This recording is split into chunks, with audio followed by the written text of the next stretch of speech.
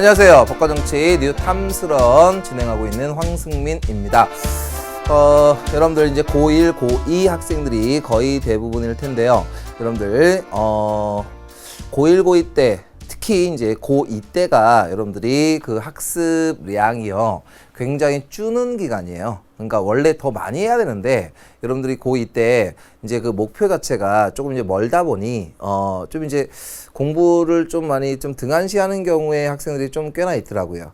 고1 때는 처음이니까 고등학교 처음이니까 좀 의욕적으로 공부를 좀 잘 하긴 하는데 고2 때 특히 잘 넘겨야 된다라고 좀 말씀드리고 싶고요. 그리고 고3 때 딱 되면은 이제 많은 친구들이 한번 제대로 한번 해보자 라고 마음을 먹고 이제 공부를 하는데 그러면 고2 때까지 어느 정도 공부를 했느냐가 결국 고3 때 그 중요한 키가 되거든요. 그러니까 여러분들 지금 철저하게 공부 좀 하시고요. 일단 공부는 국어, 영어, 수학 중심으로 해 두시고 그다음 사회탐구는 시간을 최대한 쪼개서 시간을 내서 여러분들 정리해 두시면 문제 되지 않으리라고 확신합니다. 아시겠죠? 자, 우리가 저번 시간까지 정리했던 거는 무엇을 했었냐면 이런 거 저런 거 쭉 했었죠. 우리가 계약 같은 것도 정리했습니다. 이번 시간은요.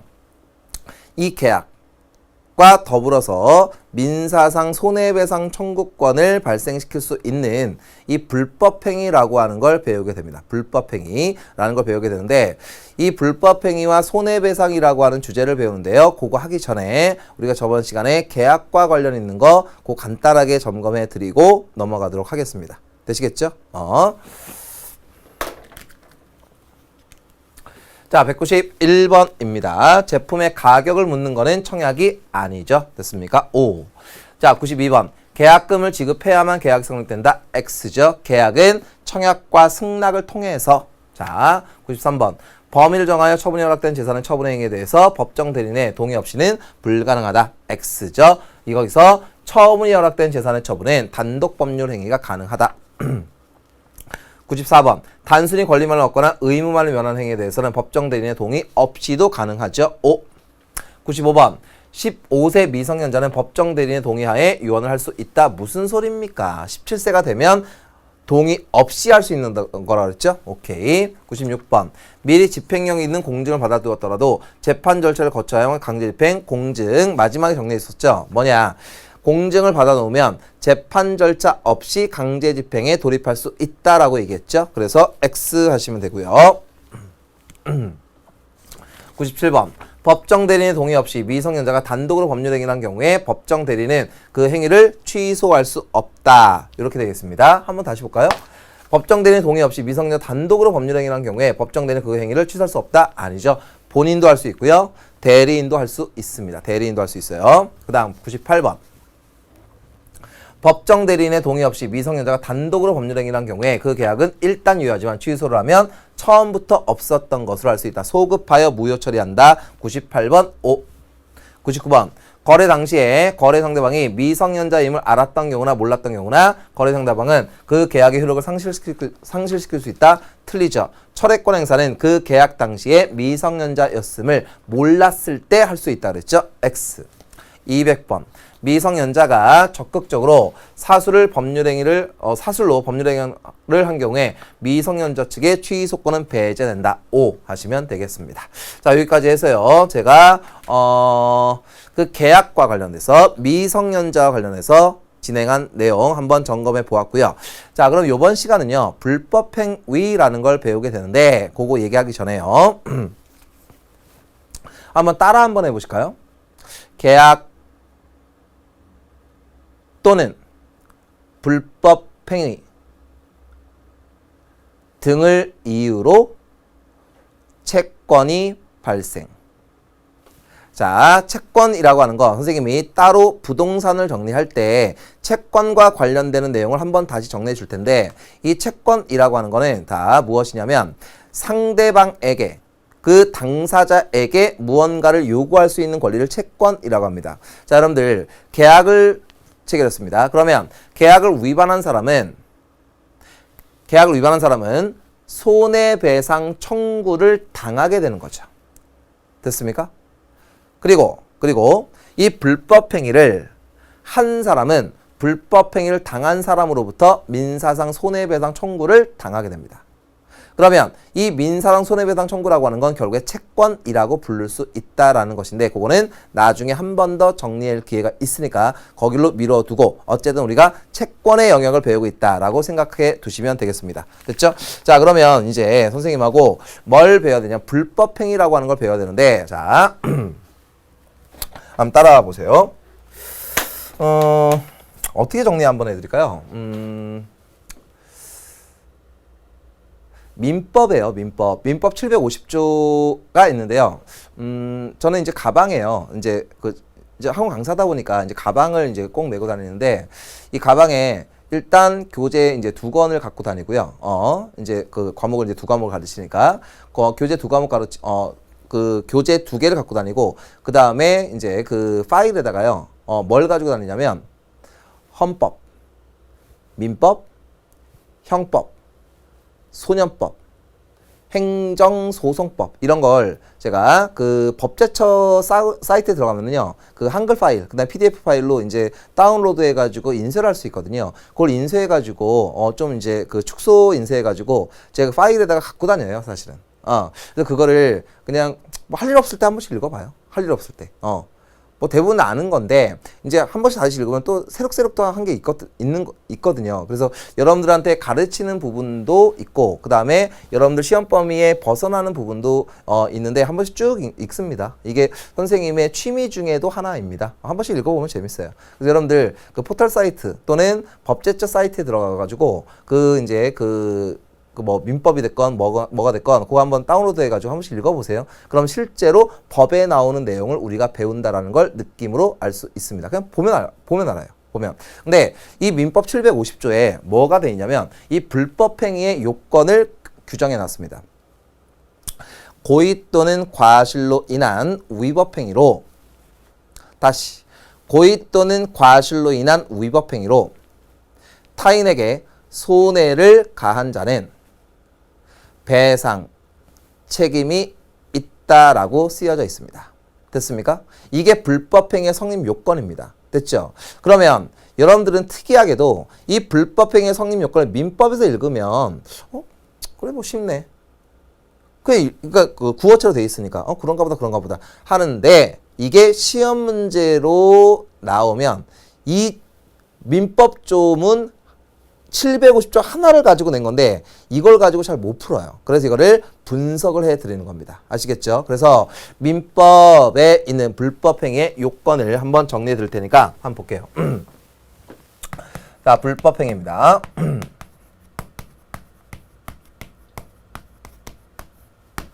자, 여러분들 이 불법행위라고 하는 거는요. 이거는 민사에서 사용하는 말입니다. 민사. 우리가 앞에서 민사형사 배웠죠? 민사라고 하는 건 돈 받는 거. 그 다음에 형사라고 하는 건 교도소 가는 거라고 그냥 쉽게 생각하라 그랬죠. 일단은 자, 이 불법 행위는 민사상 행위를 얘기합니다. 민사상 행위. 자, 이거는 불법 행위가 되면 돈을 물어줘야 되는 것이다 라고 생각하시면 됩니다. 자, 그러면 불법 행위는 첫 번째 고의 또는 과실로 인한 위법행위라는 말이 나오죠. 됐습니까? 자, 그러면 여기서요.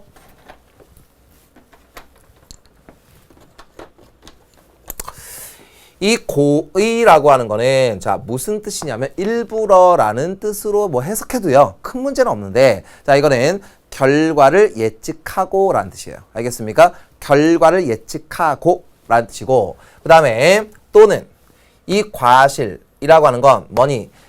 결과를 예측하지 못하고 라는 뜻이에요. 알겠습니까? 저번 주에 강의 여기 촬영하고요. 근데 중간쯤에 그 헌법재판소의 판결이 나왔죠. 간통죄 그거 나왔는데 이 법과 정치에서 그 부분을 뗄래야 뗄 수 없는 부분이죠.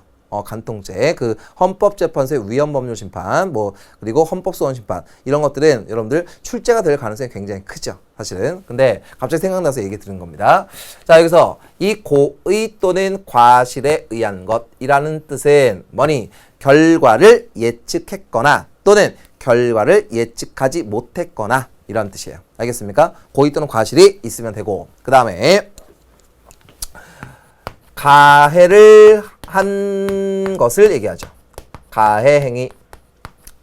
다시 얘기해서 고의 또는 과실로 인한 가해 행위죠. 됐습니까? 그리고 이 가해 행위로 인해서 뭐가 발생합니까? 손해가 발생합니다. 손해 발생. 그리고 이 가해로 인해서 손해가 발생해야죠. 됐습니까? 그래서 이거는 뭐가 필요합니까? 인과 관계가 필수입니다. 됐죠? 그래서 여기서는 먼저 가해로 인해서 손해가 발생해야 되는 인과성이 필수다라고 생각해 두시면 되고요. 그리고 위법성이 필요합니다. 위법성. 그 다음에 책임 능력이 필요하다.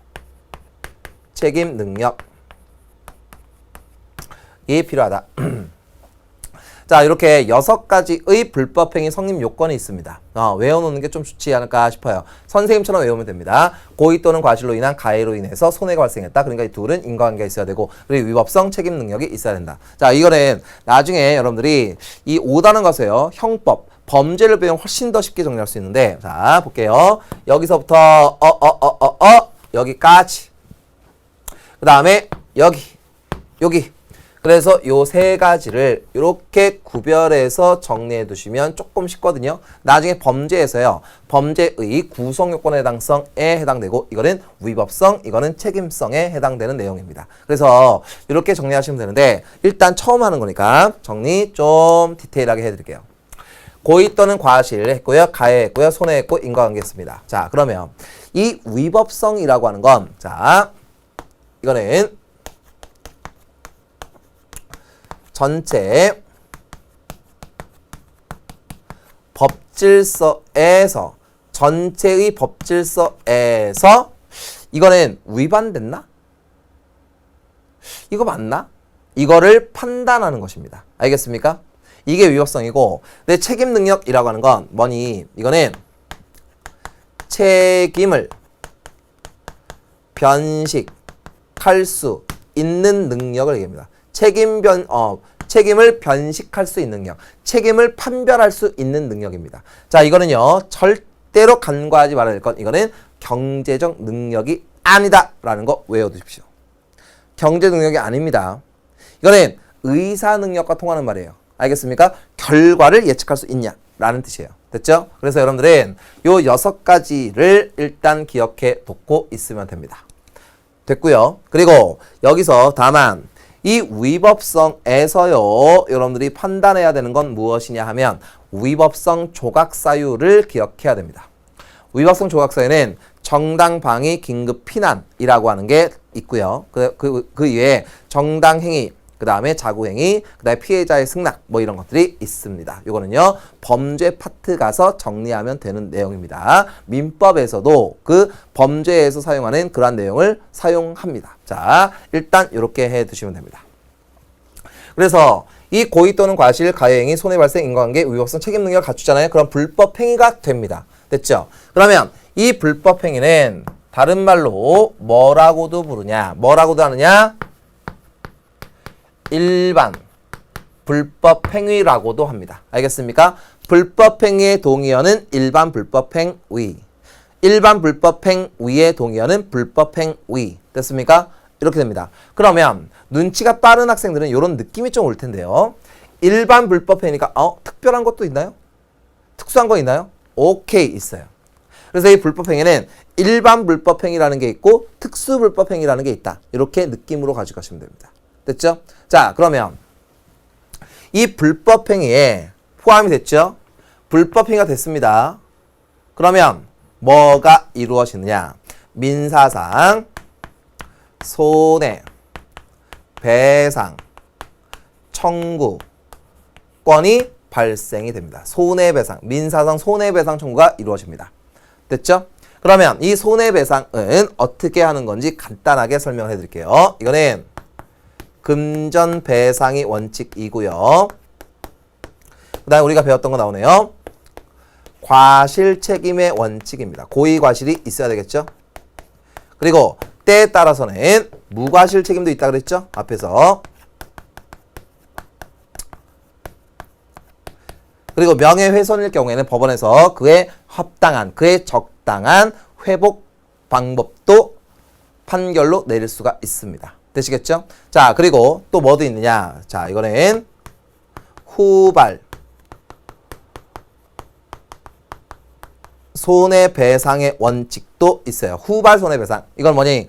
그 사고 당시에는 손해배상이, 그러니까 손해가 발생하지 않았는데 나중에 발생한 손해, 후발 손해배상도 가능하고요. 그 다음에 또 뭐도 있느냐? 과실상계.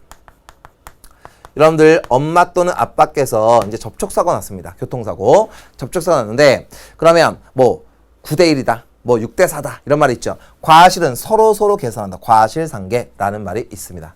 됐죠? 자, 이렇게 해두시면 됩니다. 자, 그러면 여기서요.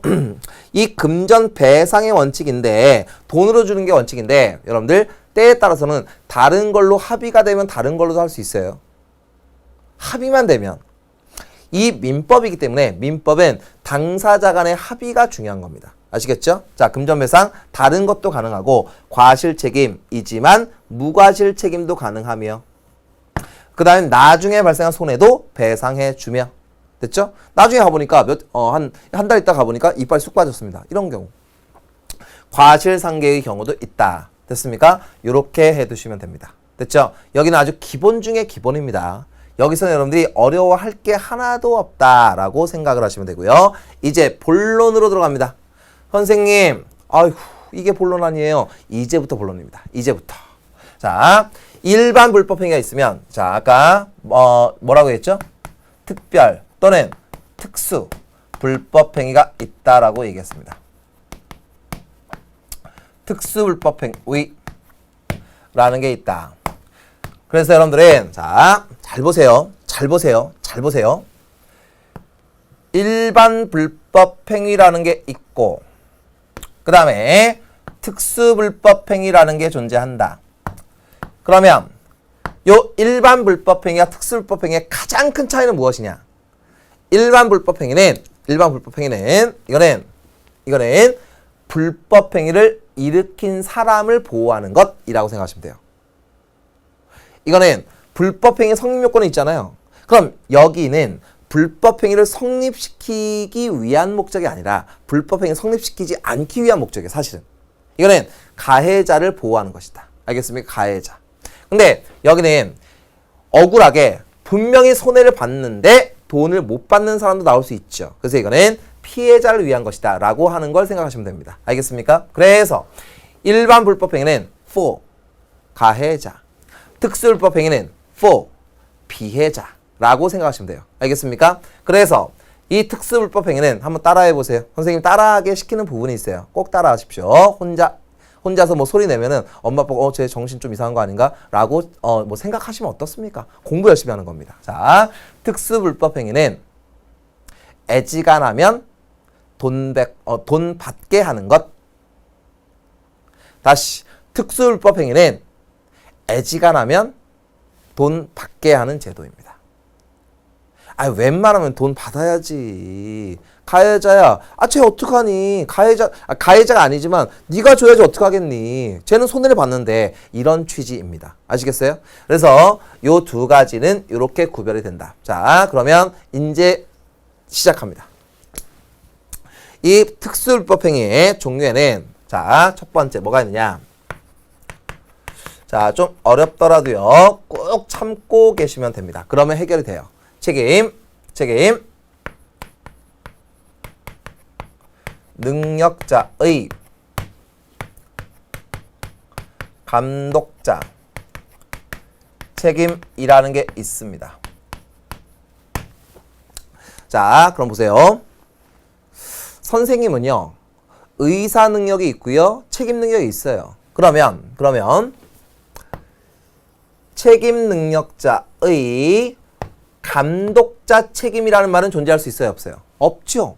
책임 능력인데 무슨 감독자가 필요합니까? 무슨 얘기인지 아시겠어요? 그러면 이 책임 능력자의 감독자 책임이 아닌 뭐가 있습니까? 책임 무능력자의 감독자 책임입니다. 알겠습니까? 책임 무능력자의 감독자 책임이에요. 됐죠? 그러면 이 책임 무능력자에는 누가 있느냐? 누가 있느냐? 자, 이런 애들이 있습니다. 자, 잘 보세요. 잘 보세요. 심신이 상실되어 있는 사람이 책임 무능력자입니다. 심, 마음심.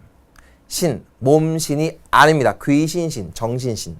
그러니까 이거는 마음과 정신이 일상의 일을 실이거든요. 그러니까 뭐냐? 마음과 정신이 모두 이뤄진 사람들이란 뜻이에요. 알겠습니까? 오락가락이라고 해석하시면 돼요. 그 다음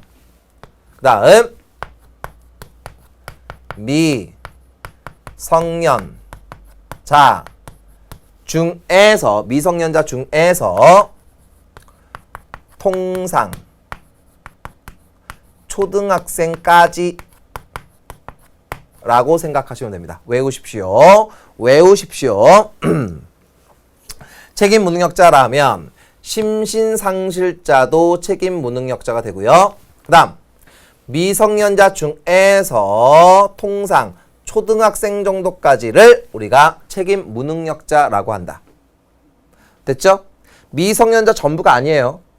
미성년자 중에서 책임 능력이 없는 자가 있고 책임 능력이 있는 자가 있다는 얘기예요. 알겠습니까? 여러분들은 지금 고1 또는 고2 또는 고3 대부분 고1이겠죠. 그러면 고1이면 여러분들 책임 능력이 있을까요? 없을까요? 제가 경제적 능력을 얘기한다라고 얘기하지 않았습니다. 여러분들은 책임 능력이 있습니다. 여러분들은 책임 능력자입니다. 통상 초딩까지예요. 통상 초딩. 됐죠? 자, 그러면 요걸 한번 설명 한번 해 볼 테니까 잘 보십시오. 자, 선생님이 있습니다. 선생님 아들 녀석이 있어요. 황각건호라고 합니다. 근데 선생님 아들 녀석이 지나가는 행인에게 비비탄을 발사하였습니다. 누구에게 발사했느냐? A라는 사람에게 발사하였습니다. 비비탄 발사했습니다. 아주 위험스럽죠? 발사했습니다. 그러면 선생님 아들 녀석은 얘는 몇 살짜리냐? 만으로 하니까 더 어렵네요. 만 7세입니다. 현재. 지금 촬영하고 있을 때 지금 만 7세입니다. 초등학교 2학년 올라갑니다. 초등학교 2학년. 9살인데 생활이 안 지났으니까 만 7세죠. 자, 그러면 선생님 아들 녀석이 A라는 사람에게 비비탄을 발사했습니다. 그래서 A 아저씨가 많이 다쳤어요. 됐습니까?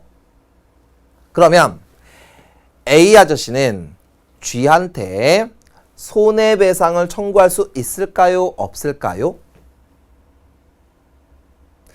감독님 여기까지 한번 비춰주시면 좋을 것 같습니다. 네, 네 감사합니다.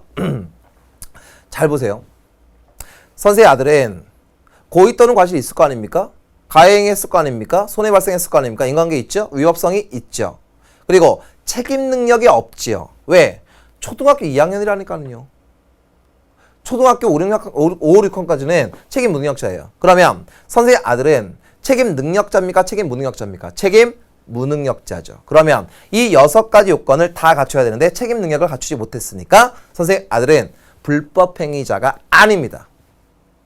아니에요. 불법행위 한 적이 없어요. 책임 능력을 갖추지 못했으니까. 됐습니까? 그러면 이 G 아저씨는 선생님 아들을 상대로 해서 손해배상을 청구할 수 있을까요? 없을까요? 없습니다. 왜? 선생님 아들은 불법행위를 한 적이 없어요. 알겠습니까? 선생님 아들을 두둔하는 게 아니고 자 그러면 A는 억울하죠. 그럴 경우에 A야 그럴 때는 승민이에게 다시 얘기해서 이 G라는 애의 아빠 또는 엄마 등등의 감독자에게 손해배상을 청구하면 돼. 걱정하지 마. 청구하라 라고 얘기합니다. 됐습니까? 그러면 선생님이 발사했습니까? 비비탄? 아니죠. 그러면 선생님이 하지 않은 행위를 선생님이 돈을 물어주고 있죠. 됐습니까? 그러면 선생님은 일반 불법 행위가 아닌 특수불법 행위로서 책임 무능력자의 감독자 책임을 지게 된다라는 얘기입니다. 이해가 되시나요? 이 논리를 알겠어요? 그러면 선생님은 이거를 면책받을 수 있을까요? 면책 가능합니다. 선생님 아들을 처절하게 철저하게 관리 감독을 했음을 입증하면 나는 면책이 된다. 근데 면책되는 거 이게 쉽겠습니까? 매일 막 교육하고 막 감독하고 하는 걸 동영상으로 찍어놔야 될 거 아닙니까? 그거 거의 없죠. 선생님 아들 하나하나 가르칠 때 동영상 막 다 찍어 놓을까요? CCTV 막 해놓고? 그런 집이 어디 있습니까? 그러니까 면책되기가 거의 어렵죠. 하지만 무과실 책임은 아니라는 거 기억해 두셔야 됩니다. 됐죠? 오케이. 요거 하나 있어요. 조금 이따 다시 한번 돌아올 겁니다. 이쪽으로 한번 와보세요. 자, 이제 두 번째. 사용자의 배상 책임이 있습니다. 사용자 책임. 자, 여기서 말하는 사용자는 누구냐 하면 사장님이에요. 알겠습니까? 피자집 사장님, 중국집 사장님이라고 생각하시면 됩니다. 아시겠죠? 자, 그러면 자, 볼게요. 자, 어떤 사장님이 계세요. 사장님이 계십니다. 그러면 이 사장님의 가게, 점포로 아르바이트생이 갔습니다. 아르바이테트. 이렇게 쓰는 거죠. 자, 그런데 이 아르바이트가 있는데 이 아르바이트는요, 배달 직원입니다. 근데 자, 중국집 배달원이라고 칠게요. 중국집 배달원이 자, 오토바이를 타고 쭉 달려가다가 A 아저씨를 만났습니다.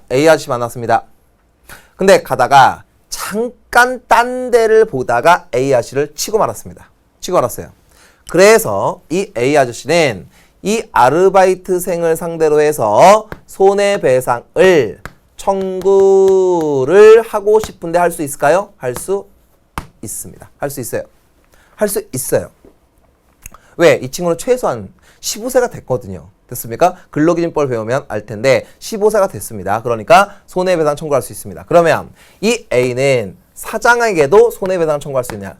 손해배상을 청구할 수 있습니다. 면책될 수 있을까요? 면책될 수 있습니다. 자기 직원 관리를 철저하게 했음을 입증하면 면책될 수 있습니다. 그런데 이럴 때 사장은 이 아르바이트생에게 야, 너 때문에 내가 돈을 줬잖아. 돈을 줬으니까 너가 내 돈을 물어줘야겠다. 구상권 청구도 가능합니다. 구상권. 다시 돈을 청구하는 겁니다. 됐습니까? 요게 사용자의 배상 책임입니다. 근데 이 아르바이트가 딴짓하다가 사고 낸 거는 이 사람이 물어주지 않습니다. 됐습니까? 그럼 보세요. A는 아르바이트하고 사장에게 동시 청구할 수 있을까요? 청구할 수 있습니다. 만약에 배상금이 1,000만 원이라고 하면 뭐 500, 뭐 1,000, 뭐 1,000 어떻게 봐도 상관없습니다. 1,000만 원만 채우면 되는 겁니다. 아시겠죠? 오케이. 근데 A는 사장과 아르바이트생 중에 누구한테 청구하는 게 유리할까요? 당연히 사장한테 청구하는 게 좋죠. 아르바이트생이 돈이 어디 있습니까? 사장한테 청구해 돈을 받고 사장은 아르바이트한테 돈 다시 받고 이런 식으로 하게 됩니다. 됐죠? 그러면 A는 왜 사장한테 돈을 받을 수 있는 논리가 생겼을까요? 실제로 계약은 아르바이트상하고 계약했습니까? 아니면 사장하고 계약을 했습니까? 사장이랑 계약한 거죠. 중국집에 전화해서 저요 짜장면 곱빼기 갖다 주시고요. 고춧가루 꼭 갖다 주세요. 그리고 탕수육 하나 갖다 주시고요. 양장피 하나 갖다 주세요. 선생님 양장피를 되게 좋아하거든요. 겨자 막 엄청 넣어가지고 막 먹지 못할 정도로 맵게 해가지고 먹는 거 좋아하는데 계약을 했습니다. 그러니까 당연히 A에게 사장이 돈을 물어주는 겁니다. 근데 문제가 뭐냐? 아르바이트생이 고의 또는 과실이 있어야 돼요. 위법성이 있어야 됩니다. 됐죠? 그런 경우에 사장은 A에게 손해배상을 해주는 경우도 있다라고 하는 거 생각하시면 되겠고요. 그 다음 또 뭐도 있냐? 공작물에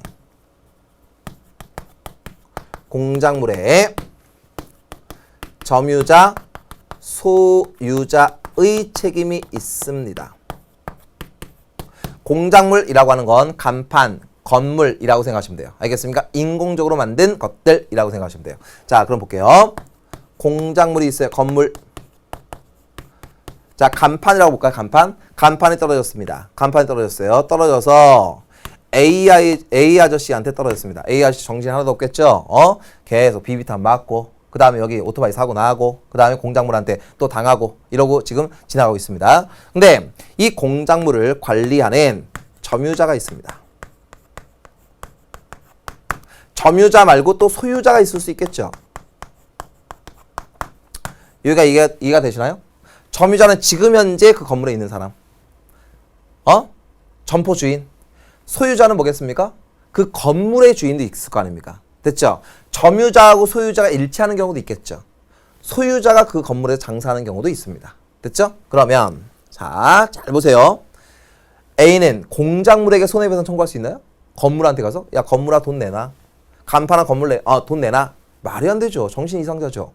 그러면 A는 점유자에게 손해배상을 청구합니다. 근데 이 점유자가 자신은 책임이 없음을 입증하게 되잖아요. 그러면 이 점유자는 면책됩니다. 면책됩니다. 그 이후에는 소유자 책임을 물을 수 있습니다. 소유자에게 물을 수 있어요. 그럼 소유자는 내 책임 없어 라고 얘기해봐야 필요 없어요. 왜? 이 소유자는 무과실 책임이에요. 알겠습니까? 고의과실 여부와 상관없이 무과실 책임을 지게 된다. 됐습니까? 그래서 여기서 점유자의 책임과 소유자의 책임은 서로 다릅니다. 소유자는 무과실 책임, 점유자는 이거는 과실이 있는 경우에. 그래서 여기서는 외우십시오. 여기서 첫 번째 배상 청구하고요. 여기 두 번째 청구하는 겁니다. 됐죠? 이건 순서가 달라요. 여기는 한꺼번에 청구하는 건데.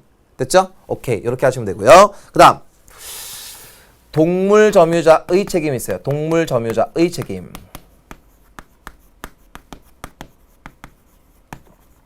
이 동물 점유자의 책임은 뭐냐? 자, 이겁니다. 개가 있어요.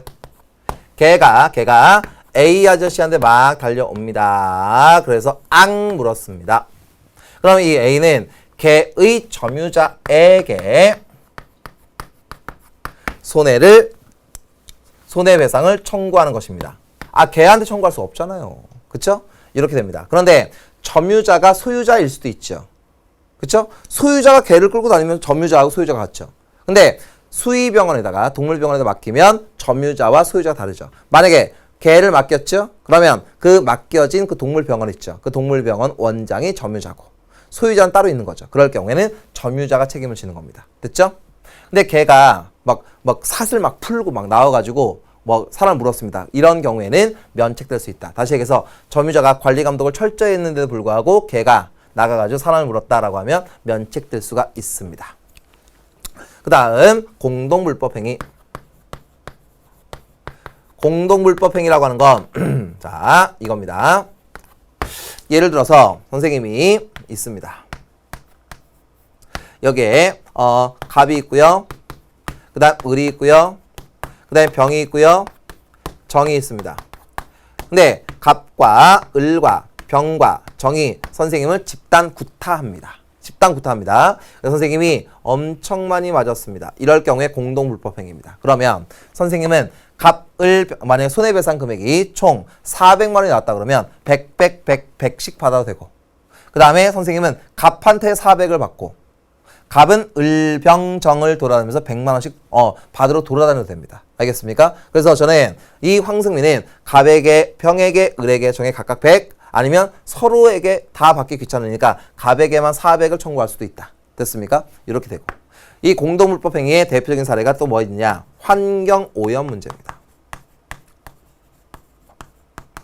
환경오염. 예를 들어서 선생님이 하천의 하류에 사는데 상류에는 A 공장과 B 공장이 있다. 근데 나는 A 공장 때문에 피해를 받는지 B 공장의 손해를 받는지 애매하죠. 그럴 경우에는 아무데나 가가지고 돈 내놔 라고 하면 손해배상을 받을 수 있는 것입니다. 알겠죠? 그리고 그 두 공장의 관계는 두 공장이 알아서 처리하면 됩니다. 되시겠죠? 자, 그럼 보세요. 좀 빠르게 진행했는데 잘 보세요. 공동불법행위라고 하는 특수불법행위. 됐죠?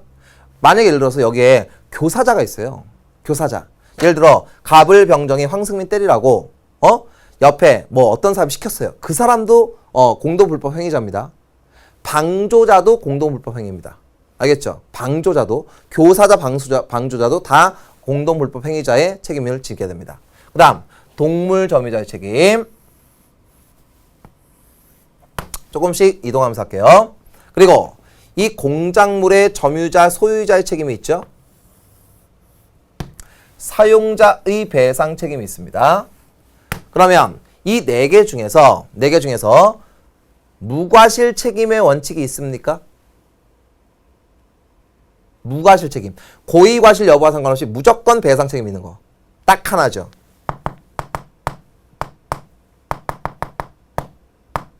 공작물의 소유자 책임만 무과실입니다. 알겠습니까? 나머지는 다 면책될 수 있어요. 면책이 가능합니다. 일로 가볼까요?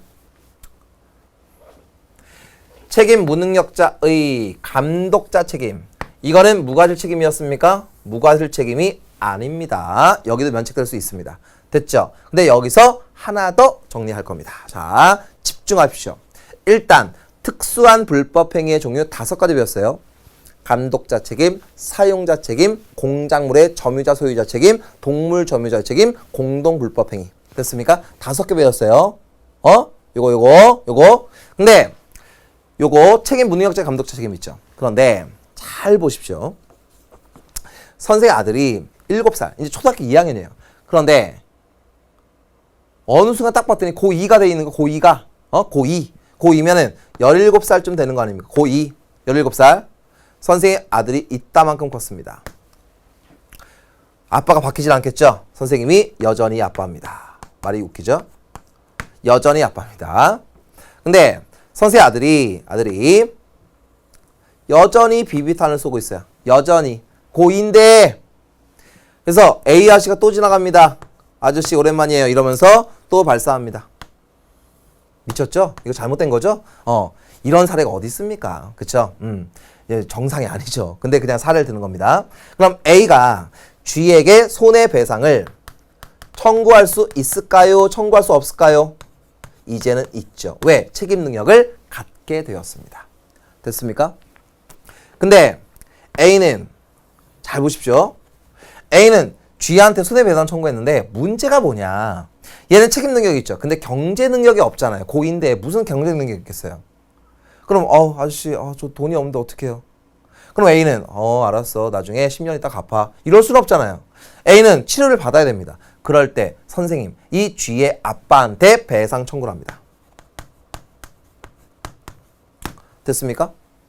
그럼 이런 경우에는 동시에 청구할 수 있어요. 알겠습니까? 아들 아빠한테. 그러면 여기서의 문제가 뭐냐? 자, 여기서의 황승민하고 다릅니다. 사람은 같지만 여기서의 황승민은 무엇이냐? 여기서의 황승민은 뭐냐? 요는 1. 이해를 하셔야 됩니다. 잘 보세요. 여기는 특수불법행위자로서 책임 무능력자의 감독자 책임이라는 규정에 딱 맞죠. 그런데 여기는 책임 능력자입니까? 무능력자입니까? 책임 능력자입니다.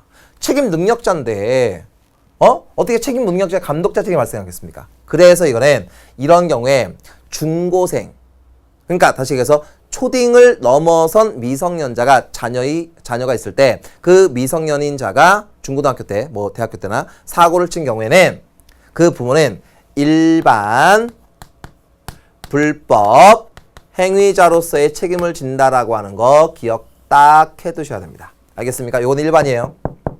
요거 일반입니다.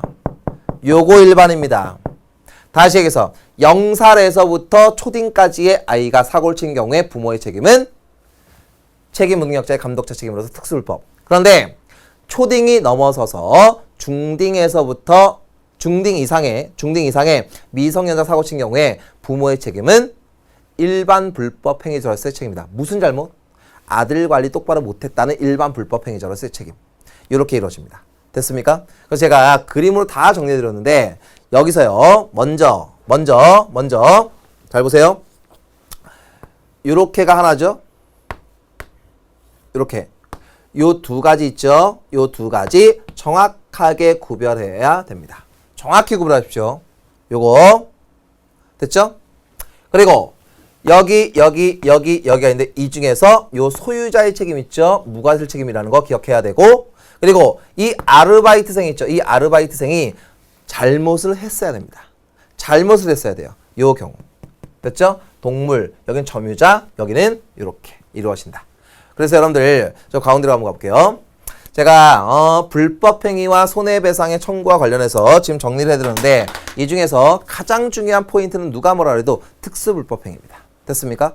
그래서 지금 특수불법행위 5개 했고요. 이 5개하고 엇비슷한데 비스무리한데 특수불법행위가 아닌 거 하나 있죠. 그게 뭡니까?